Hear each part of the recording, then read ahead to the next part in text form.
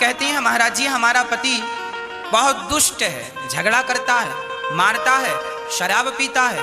माना कि आपका पति शराबी है, दुष्ट है, पर फिर भी आपका पति है। इसलिए पच्छर में यदि भगवान को देख सकती हो तो पति में भी भगवान को देखने का अभ्यास करो। जो पति कर रहा है उसके कर्मों का फल उसे मिलेगा, जो आप कर रही हो वो आपके कर्मों का फल आपको मिलेगा। इसलिए पति के साथ बुरा व्यवहार ना किया जाए, नहीं तो उसका दंड मिलेगा। और पुरुष को भी चाहिए कि पत्नी के साथ बुरा व्यवहार ना हो, नहीं उसका भी दंड हमें मिलता है।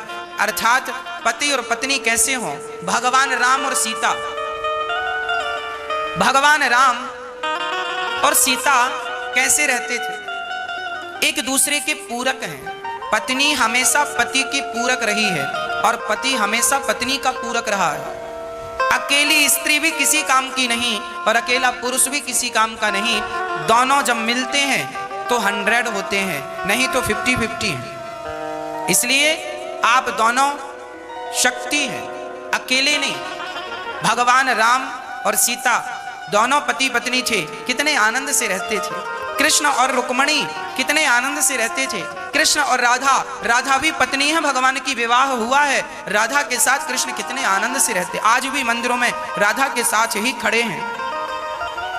जब भगवान अपनी गृहस्थी बड़े आनंद से चलाते हैं तो भगवान हम लोगों को यही तो संकेत देते हैं, तुम भी गृहस्थ में रहो, पर गृहस्थी तरीके से चलाओ।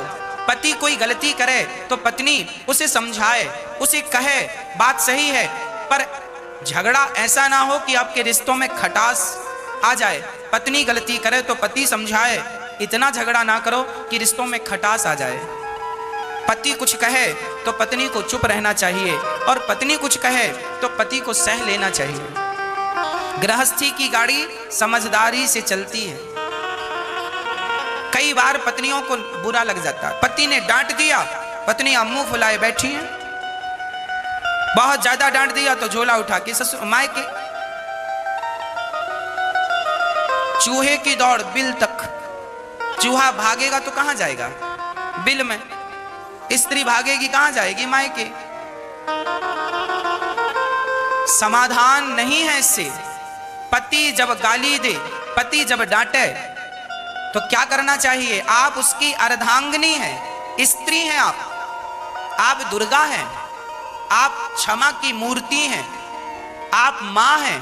आपके अंदर ममता होनी चाहिए, करुणा होनी चाहिए। पति डांट रहा है, गाली दे रहा है, आपकी मां को गाली, आपके पिता को गाली, कोई बात नहीं। आपका स्वभाव, जैसा थोड़ी देर पहले मैंने कहा कि लोहा पत्थर धूप में गर्म हो जाता है पर हीरा धूप में ठंडा रहता है। तात्पर्य यह हुआ, पति की इतनी गालियां खाने पर भी आपका स्वभाव शीतल ही रहे, ठंडा ही रहे। इस स्वभाव से तो गृहस्थी चलेगी। और आप भी गर्म हो गई तो वह रिश्ते टूट जाते हैं।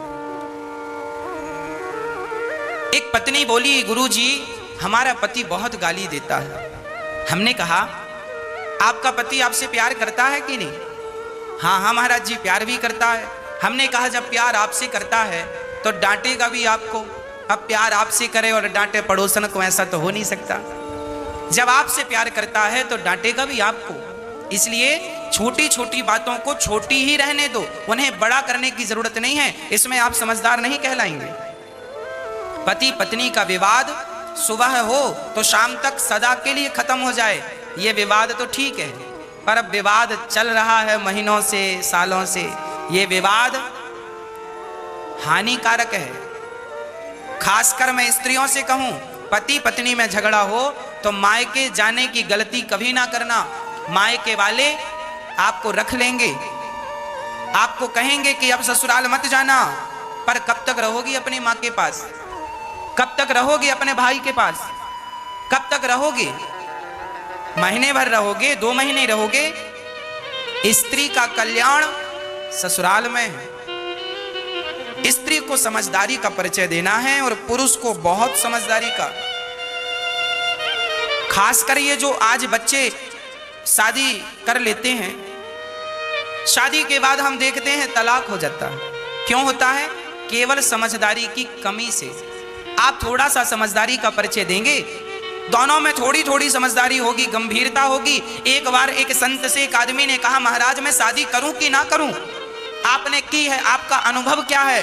तब बड़े महात्मा ने कहा, बेटा शादी करना अच्छी बात है, पर शादी तब करना चाहिए जब आपके अंदर सहनशीलता आ जाए।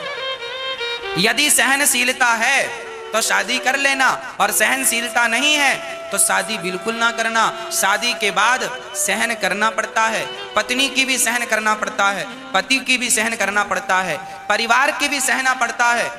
शादी कर लोगे, पति पत्नी आप हो, कल भाई ताना मारेगा, कमाता कुछ नहीं है, खाता रहता, जिठानी ताना मारेगी, देवरानी ताना मारेगी, कुछ कमाता धमाता नहीं है, खाती रहती है, टुकड़ों पे पलते रहते हो, कोई भी कुछ भी कह सकता है। इन सारी बातों को सहन करना चाहिए, और सहन करते हुए अपनी गृहस्थी बड़े आनंद से चलाना चाहिए। और मैं आपको एक निवेदन और कर दूं, आज मैं देखता हूं भाई, छोटा भाई कमाता है, बड़ा भाई खाता है, या बड़ा भाई कमाता है, छोटा भाई खाता है। जो आदमी कमाता है ना, बड़ा भाई कमाता है, तो बड़े भाई की पत्नी छोटे भाई को ताना तो मारेगी, देवर को, है मेरा देवर पड़ा पड़ा खाता, कुछ कमाता तो है नहीं। इसलिए मैं कहता हूं, आपको किसी के टुकड़ों पे पलने की जरूरत नहीं है।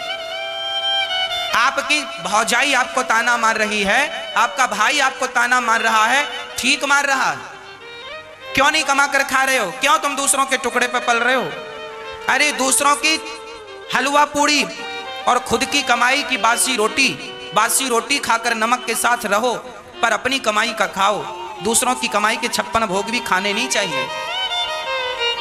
बड़ा भाई कमाता है, छोटा भाई पड़ा पड़ा खाता है, स्वाभाविक कहेगा ठीक कहता है।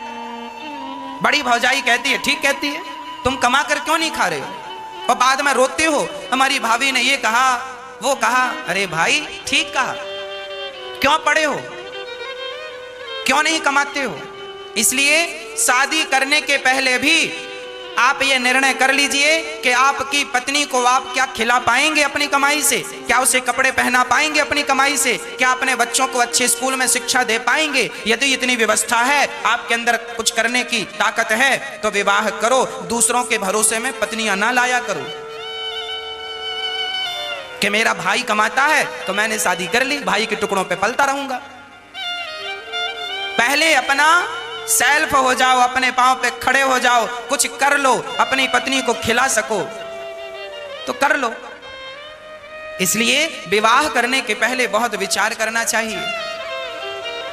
और लड़की के पिता को भी विवाह करने के पहले यह विचार करना चाहिए, जिसके साथ आप अपनी लड़की का विवाह कर रहे हैं वो 2 पैसा कमाता है या नहीं। यदि कमाता है, वो करोड़पति नहीं है चलेगा, पर 2 रोटी कमाने की ताकत रखता हो अपनी मेहनत से, तो बेटी का विवाह कर देना। और आपने ये सोचकर कर दिया कि 2 भाई हैं, 3 भाई हैं, 4 भाई हैं, और बाप की संपत्ति तो है ही, और बड़ा भाई तो सरकारी नौकरी पे है और छोटा भी है, और बीच वाले से कर दो, तो बड़ा और छोटा कब तक खिलाएगा? इसलिए सेल्फ जिंदगी अच्छी है। ये गृहस्थी के छोटे छोटे से नियम हैं, इन नियमों को फॉलो करते रहोगे, पैसे कमाते रहोगे, परिवार का भरण पोषण करते रहोगे, तो आनंद बना रहेगा। और दूसरों के टुकड़े में पलोगे और भ्रष्टाचार गलत करोगे तो भी घर में विवाद होगा। इसलिए जितनी ईमानदारी से आप कमाते होंगे, जितनी ईमानदारी से आप खाते होंगे, आप उतने सुखी होंगे, और जितनी बेईमानी से कमाकर खाते होंगे, आप उतने दुखी होंगे। गृहस्थी के कुछ फंडे हैं, उन नियमों को फॉलो कीजिए। गृहस्थी समझदारी का विषय है, मैच्योर हो जाना ही गृहस्थ। जब तक मैच्योर ना हो गृहस्थ आश्रम में प्रवेश ना करना, नहीं तो दांतवा सब टूट जाएंगे, ऐसी ठोकर लगेगी। थोड़ी सी समझदारी, इसलिए कहते हैं अपने बच्चों को कथा सुनवाया करो, हम ही उनको मैच्योर कर देंगे, कथा सुना सुना के शादी के योग्य हो जाएंगे। कैसे गृहस्थी चलानी है सब सीख जाएंगे, कैसे रिश्ते निभाने हैं समझ जाएंगे। इसलिए जरूरी है कि आप पति पत्नी समझदारी से अपना गृहस्थ जीवन चलाएं। पति को चाहिए पत्नी का सम्मान करें। एक सज्जन हमसे बोले, गुरुजी हमारी पत्नी बीमार रहती है, क्या हम उसकी सेवा कर सकते हैं? एक पत्नी हमसे बोली, गुरुजी हमारे पति, हमारा सिर में दर्द रहता है, सिर दबाते हैं, हमसे उठा बैठा नहीं जाता तो घुटनों में तेल हमारे पति लगाते हैं, क्या हमें पाप लगेगा?